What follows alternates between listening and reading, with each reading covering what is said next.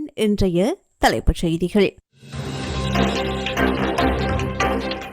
சட்டவிரோத துப்பாக்கிகள் மற்றும் கைக்குண்டுகள் குறித்து சரியான தகவல்களை வழங்குவோருக்கு பணப்பரிசு தொகையை அதிகரிக்க தீர்மானம், காவல்துறை அறிவிப்பு. பாடசாலைகளில் பணம் அறவிடப்பட்டால் அறிவிக்கவும் பிரதமர் தெரிவிப்போம். ஜனாதிபதிக்கும் கிளீன் ஸ்ரீலங்கா செயலணி உறுப்பினர்களுக்கும் இடையில் சந்திப்பு.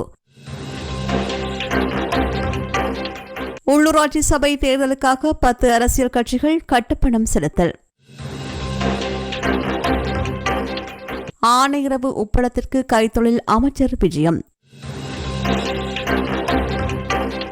14 இந்திய மீனவர்கள் மன்னார் கடற்தொழில் திணைக்கள அதிகாரிகளிடம் ஒப்படைப்பு. மாணவர்களை பலவந்தமாக இறக்கிய நடத்துனரின் சேவை தற்காலிகமாக இடைநிறுத்தம். பாதுகாப்பற்ற ரயில் கடவைகளை புனரமைக்க நடவடிக்கை. வடக்கு கிழக்கில் ராணுவத்தின் பிடியிலுள்ள மாவீரர் துயிலும் இல்லங்களை விடுவியுங்கள், ரவிகரன் எம்பி கோரிக்கை. 35 வருடங்களின் பின்னர் மீண்டும் திறக்கப்பட்ட ஒட்டி சுட்டான் ஓட்டு தொழிற்சாலை. மட்டு பாசிக்குடாவில் விபச்சார விடுதி முற்றுகை, பெண் முகாமையாளர் உட்பட 3 பேர் கைது. ரணில் சென்ற வழியிலேயே அனுர அரசு பயணம், எதிர்க்கட்சித் தலைவர் சுட்டிக்காட்டு.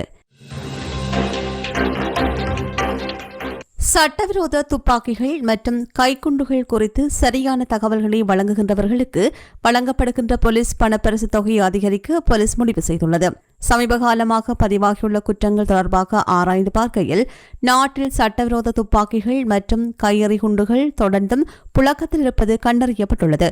அதன்படி அனைத்து போலீஸ் அதிகாரிகள் மற்றும் தனியார் துப்பறியும் நபர்களை ஊக்குவிக்கும் நோக்கில் இந்த போலீஸ் பணப்பரிசு தொகையை அதிகரிக்க போலீசார் நடவடிக்கை எடுத்துள்ளனர்.